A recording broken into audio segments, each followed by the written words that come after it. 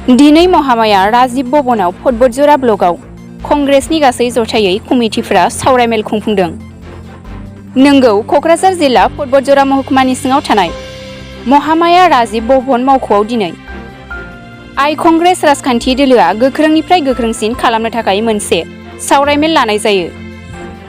लोगोसे बे सावरायमेलाव गासै 10टा प्राइमारि आरो कृषि मर्चा, एसटि मर्चा गासैखौबो लानानै गोख्रोङै मोजां हाबाफारि मावलांनो सावरायनाय जायो। लोगोसे बे मेलखौ सामलायो बतझर ब्लक कमिटिनि दिदोम आफादगिरि शेख बिथाङा।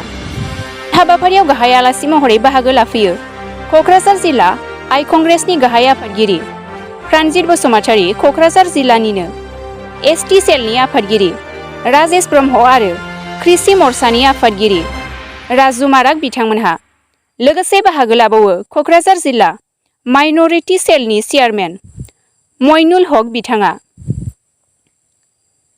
लोगोसे बे हाबाफारियाव बाहागो लानानै क'क्राझार जिल्ला आइ कंग्रेसनि आफादगिरि प्रानजित बसुमतारीया जोंनि खौरांगिरिनि सिगाङाव मा फोरमायखो फै जों खोनासंनि। বতঝৰত আজি ব্লক কংগ্ৰেছৰ বৰ্ধিত কাৰ্যনিৰ্বাহক আছে। আমাৰ যিহেতু ডিষ্ট্ৰিক্টৰ পৰা আমি এটা দিছিলোঁ, ইনষ্ট্ৰাকশ্যন দিছিলোঁ যে প্ৰত্যেক ব্লকে বৰ্ধিত কাৰ্যনিৰ্বাহ কৰি পেলাই মণ্ডল কমিটিবিলাক, বুথ কমিটিবিলাক কমপ্লিট কৰিব লাগে বুলি আমি এটা নিৰ্দেশনা দিছিলোঁ। তাৰ কাৰণে আমি ডিষ্ট্ৰিক্টৰ পৰা এটা সজাতি দল বিভিন্ন ব্লকবিলাক আমি পৰ্যবেক্ষণ কৰিলোঁ। আজি বতঝৰত সেই একেই পৰ্যবেক্ষণৰ কাৰ্যসূচী আৰু সাংগঠনিক দিশত অগ্ৰগতি লোৱাৰ কাৰণে আমি আগবাঢ়ি আহিছোঁ। আৰু মই উচ্ছেদৰ ঘটনাটোক লৈয়ে মই UPPL দল ত্যাগ কৰিছোঁ।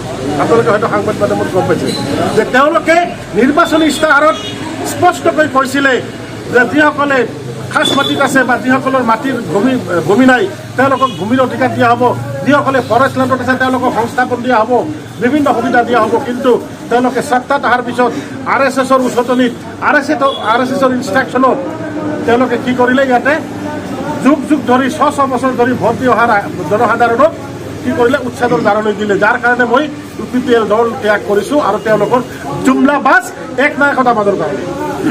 তাৰমানে আপুনি কি ভাবিছে যে UPPL একনায়কতাবাদ চলাইছে? 100% একনায়কতাবাদ চলাইছে। তেওঁলোকে ৰাইজক কৈছিলে পৰিৱৰ্তনৰ কথা, তেওঁলোকে পৰিৱৰ্তন কৰিছে, চেণ্ডিকেটৰহে পৰিৱৰ্তন কৰিছে। ব্ৰইলাৰৰ গাড়ীৰ পৰা পইচা লোৱা পৰিৱৰ্তন বা সেই শ্ৰীৰামপুৰ গেট বা বক্সিঘাটৰ গেটৰ পৰা পইচা ভাগ বাতৰাৰ পৰিৱৰ্তন। BTCত আজিও বহু ঠাইত ৰাস্তা ঘাট নাই, বতঝৰত আজিও বহু ঠাইত ৰাস্তা ঘাট নাই। ঠিক তেনেকৈ বহু এক্সাম্পল সেই তুলসী বিলত কালি কৈছিলোঁ, তুলসী বিল বজাৰৰ ৰাস্তাটো এক কমৰ পানী হয়, কি BTCৰ মাজত নহয় নেকি? গতিকে উন্নয়নৰ নামত তেওঁলোকে ভেকু ভাওনা কৰি ৰাইজক ভুল পথে পৰিচালনা কৰাৰহে এটা ষড়যন্ত্ৰ চলাইছে। RSSৰ বুদ্ধিত, RSSৰ উচতনিত BTCতো হিন্দু মুছলিম লগোৱাৰ এটা পৰিকল্পনা লগাইছে বুলি আগজাননী পাই মই তেওঁলোকৰ পৰা আঁতৰি আহিছোঁ। প্ৰতিক্ৰিয়া এটা কথা, এয়া সময়ে ক'ব, সময়ৰ কথা সময়ে ক'ব। কাৰণ আমাৰ মাননীয় ৰাহুল গান্ধীৰ নেতৃত্বত লাখ লাখ কৰৰ জনসাধাৰণ ওলাই আহিছে আৰু BJPয়ে বা BPFে হওক টকা দি মানুহ কিনি আনিও তেনেকুৱা মানুহ নাপায়। কংগ্ৰেছত আমি পইচা পাতি দিয়াৰ কোনো ছিষ্টেম নাই। ৰাহুল গান্ধীৰ যিটো তেওঁৰ ইচ্ছা, ৰাহুল গান্ধীৰ যিটো সপোন, नफरत की दुकान बंद करके मोहब्बत की दुकान खोलेंगे।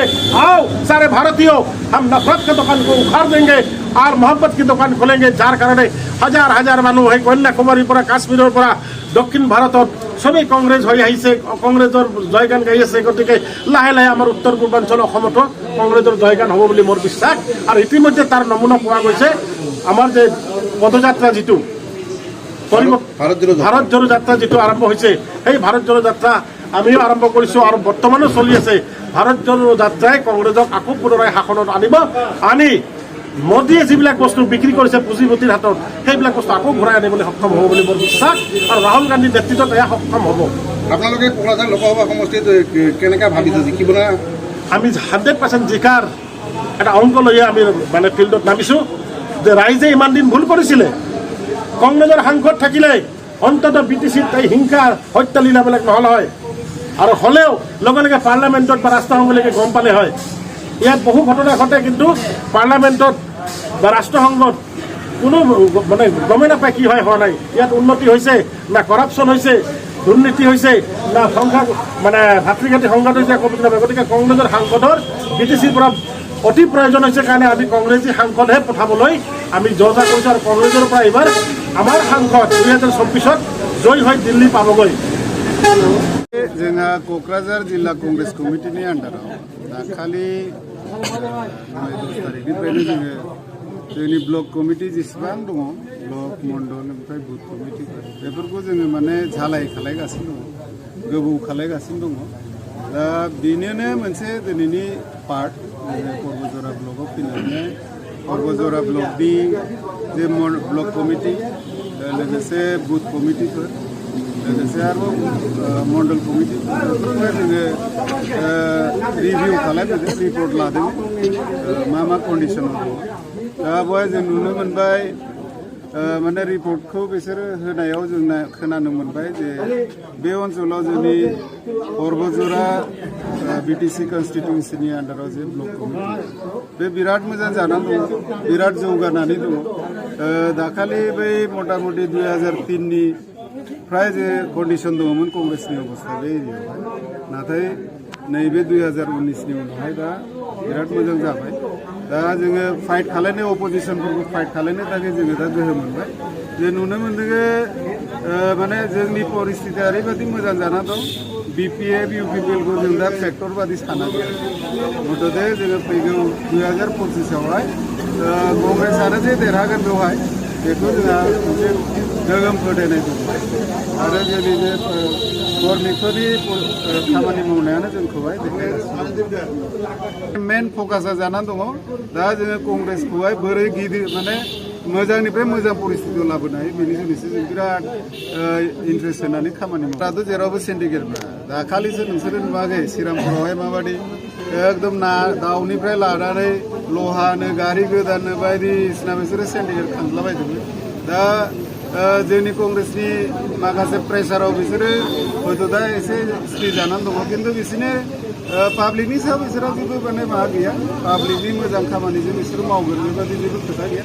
माब्रै लिडार सासे जानानै गावबा गाव पकेटखौहाय बुंफुंहोनो हागौ, पकेट माने भरायनानै गावबा गाव इन्ट्रेस्ट खालायनो हागौ बेफोरनिल' बिसोरो गोसो होयो, जों बेखौ नुबोदों।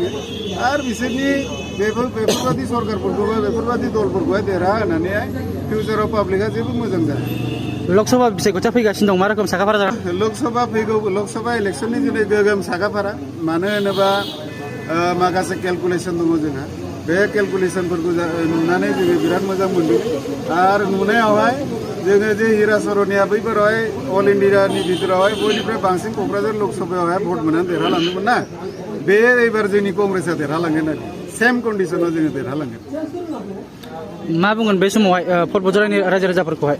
पर्बजराफोरनि रायजो राजाखौ आं मोनसेल' खावलायगोन, मानो होनबा नोंसोरो पर्बजराव अलरेडि BPFनिफ्राय नोंसोरो देरहादों कन्स्टिटिउसन माबायावहाय बिटिसि कन्स्टिटिउसन, खिन्थु जों प्रेक्टिकेलि बेरायबायना नुगासिनो दं जेरावबो लामा बायदिसिना गोरिब गुन्द्राफोरनि माखासे हेफाजाब होनांगौफोरखौ जोङो जेबो नुथाराखै, जेबो होआखै बिथाङा।